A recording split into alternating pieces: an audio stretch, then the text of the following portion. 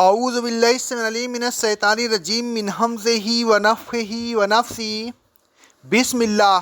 سورہ نساء کی آیت نمبر 102 کی تفسیر چل رہی ہے، جس میں اللہ تبارک و تعالیٰ نے نماز کی اہمیت، اس کی فرضیت اور اس کے وقت مقررہ پر ادا کرنے کی ترغیب دی ہے۔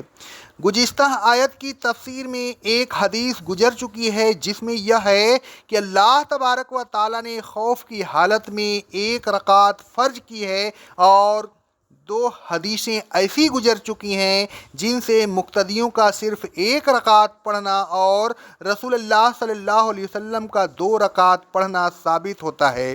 یہ تینوں حدیثیں گویا اس آیت کی تفسیر ہے۔ کیونکہ خوف کی نماز میں قصر کرنا ضروری نہیں ہے، اس لیے رسول اللہ صلی اللہ علیہ وسلم کے ساتھ صحابہ کرام رضی اللہ تعالیٰ عنہ نے 2 رکعت بھی پڑھی ہے۔ اب ہم ان 2 رکعت کی ادائیگی کے مختلف صورتیں بیان کرتے ہیں۔ پہلی صورت حضرت عبداللہ بن عمر رضی اللہ تعالیٰ عنہ فرماتے ہیں، صحیح بخاری اور صحیح مسلم کی حدیث ہے، میں نے رسول اللہ صلی اللہ علیہ وسلم کے ساتھ نجد کی طرف جنگ کی۔ ہم دشمن کے مقابلہ میں کھڑے ہوئے، ایک جماعت آپ کے ساتھ نماز پڑھنے کھڑی ہو گئی اور ایک جماعت دشمن کے مقابلہ پر رہی۔ جو لوگ رسول اللہ صلی اللہ علیہ وسلم کے ساتھ تھے، آپ نے ان کے ساتھ رکوع کیا اور 2 سجدے کیے، یعنی 1 رکعت پڑھائی۔ پھر یہ لوگ ان لوگوں کی جگہ پر چلے گئے جنہوں نے نماز نہیں پڑھی تھی، اور وہ لوگ نماز کے لیے آ گئے۔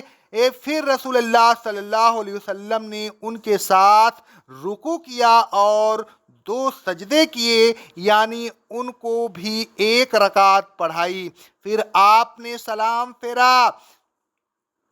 پھر ان میں سے ہر ایک نے اپنے لیے رکوع کیا اور 2 سجدے کیے، یعنی ہر ایک نے 1 رکعت ادا کی۔ دوسری صورت سہیل بن ابی حثمہ رضی اللہ تعالیٰ عنہ فرماتے ہیں، صحیح بخاری اور صحیح مسلم کی حدیث ہے، ایک جماعت نے رسول اللہ صلی اللہ علیہ وسلم کے ساتھ صف بنائی اور ایک جماعت دشمن کے مقابلہ پر کھڑی رہی۔ پھر رسول اللہ صلی اللہ علیہ وسلم نے اپنے ساتھ والی جماعت کو 1 رکعت پڑھائی۔ پھر آپ کھڑے رہے اور ان لوگوں نے 1 رکعت اور پڑھ کر اپنی اپنی نماز پوری کر لی۔ پھر یہ لوگ چلے گئے اور دشمن کے مقابلہ پر صف بنا لی اور دوسری جماعت آئی۔ رسول اللہ صلی اللہ علیہ وسلم نے ان کو 1 رکعت پڑھائی جو آپ کی نماز میں باقی رہ گئی تھی۔ پھر آپ بیٹھے رہے اور انہوں نے اپنی اپنی نماز پوری کی۔ پھر آپ نے ان کے ساتھ سلام پھیرا۔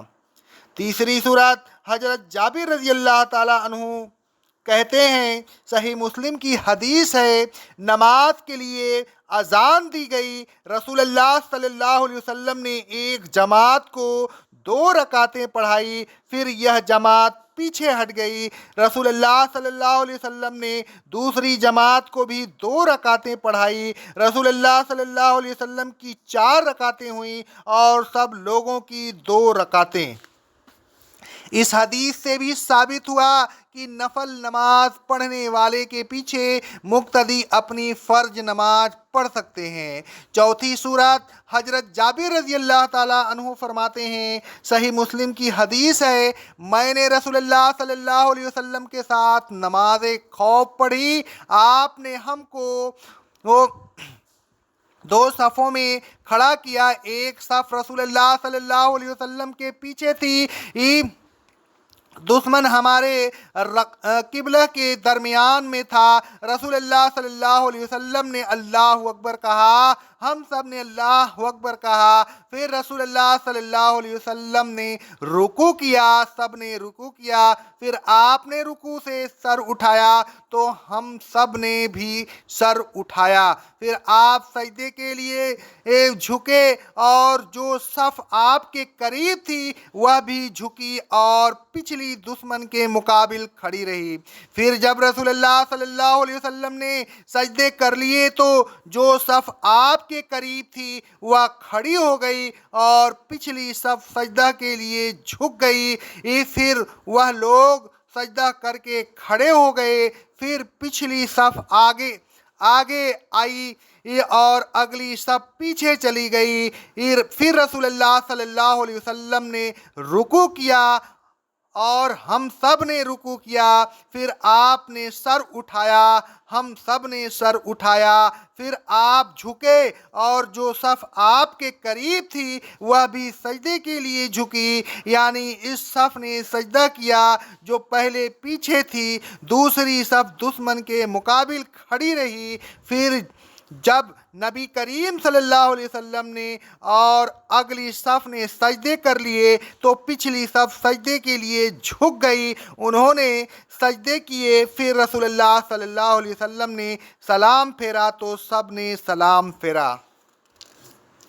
پانچویں صورت، حضرت ابو ہریرہ رضی اللہ تعالی عنہ فرماتے ہیں، رواہ احمد، رواہ ابو داؤد، رواہ النسائی کی حدیث ہے سند صحیح سے کہ رسول اللہ صلی اللہ علیہ وسلم نماز عصر کے لیے کھڑے ہوئے اور ایک جماعت بھی آپ کے ساتھ کھڑی ہو گئی، دوسری جماعت دشمن کے مقابل کھڑی رہی، ان کی پیٹھ قبلہ کی طرف تھی۔ رسول اللہ صلی اللہ علیہ وسلم نے اللہ اکبر کہا تو جو لوگ آپ کے ساتھ تھے اور جو دشمن کے مقابل تھے سب نے اللہ اکبر کہا، پھر رسول اللہ صلی اللہ علیہ وسلم نے رکوع کیا تو جو صف آپ کے قریب تھی اس نے بھی رکوع کیا، پھر رسول اللہ صلی اللہ علیہ وسلم نے سجدہ کیا تو جو صف آپ کے قریب تھی اس نے بھی سجدہ کیا، باقی لوگ دشمن کے مقابل کھڑے رہے،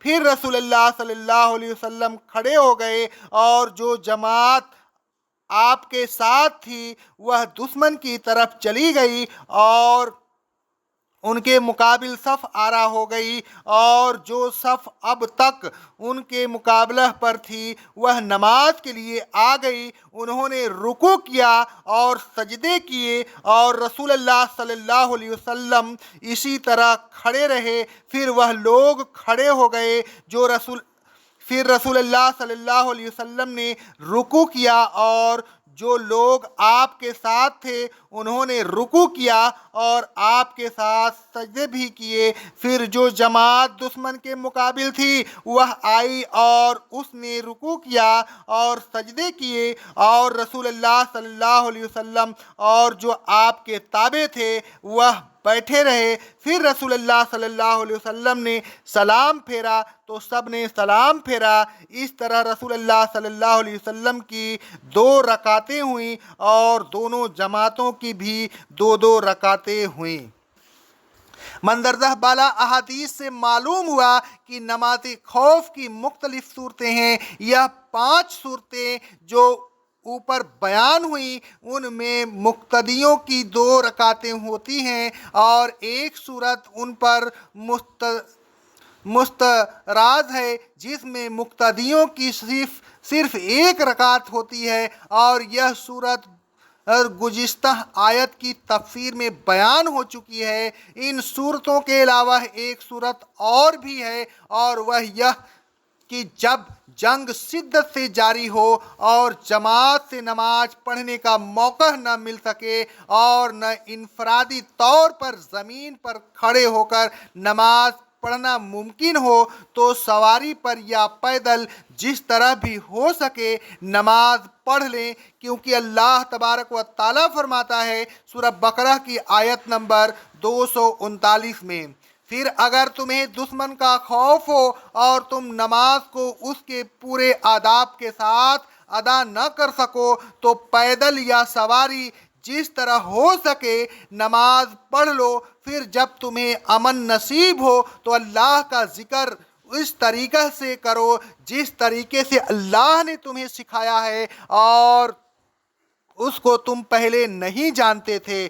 یعنی کہ اللہ تبارک و تعالیٰ نے نماز کو ہر حال میں فرض کیا ہے، چاہے کسی بھی حالت میں ہو، وقت مقررہ پر ادا کرنا فرض ہے۔ سواری پر نماز پڑھنے کی کل مسائل تفسیر کے لیے سورہ بقرہ کی آیت نمبر 239 کی تفسیر میں بیان کیا جا چکا ہے۔ الغرض نماز خوف مختلف صورتوں سے پڑھی جا سکتی ہیں۔ کون سی صورت کس وقت اختیار کی جائے یہ لڑائی کے حالات پر مسخر ہے۔ اے ایمان والوں، نماز کسی حالت میں نہ چھوڑیے۔